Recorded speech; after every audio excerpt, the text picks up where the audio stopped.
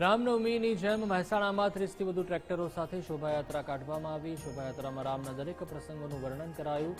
રામની વાનર સેનામાં 150થી વધુ સંખ્યામાં બાળકો વાનર સેના બન્યા હતા।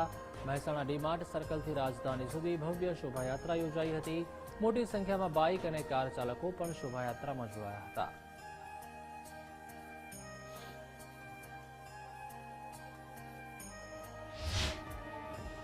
ની અંદર જ્યારે રામની પધામણી થઈ છે ત્યારે ખૂબ લોકોનો આનંદ છે। ત્યારે એક્ઝોટિકા સ્કૂલ અને રાજધાની ફાઉન્ડેશનના સાથે રહીને સંયુક્ત રીતે એક આ મહાશોભાયાત્રાનું આયોજન કર્યું છે, જેની અંદર હજારો બાળકોએ ભાગ લીધો છે અને આખી રામાયણની કૃતિ રજૂ કરી છે।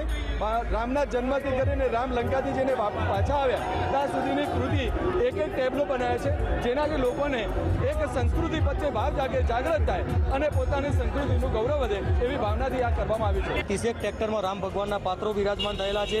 150 છોકરાઓએ વાનર સેનામાં ભાગ લીધેલો છે અને હજારોની સંખ્યામાં આજે મેં હિન્દુ જય શ્રીરામના નારા સાથે એક શોભાયાત્રા રાધનપુર રોડ ઉપર નીકળી રહી છે અને આજે શિવલિંગ રોડ ઉપર અત્યારે પ્રસ્થાન થઈ ગયા। ત્યાંથી કાશી વિશ્વનાથ થઈને રાધનપુર ચોકડી થઈને પરત કાશી વિશ્વનાથ આવવાની છે।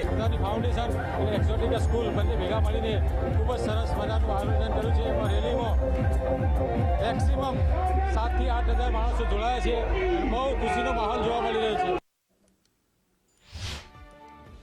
ભારતભરમાં આજે રૂડો અવસર છે, ત્યારે શક્તિપીઠ બહુચરાજી પ્રભુ શ્રીરામની ભક્તિમાં રંગાઈ ગયું હતું અને પ્રભુ શ્રીરામનો બહુચરાજી સાથે અનેરો નાતો છે।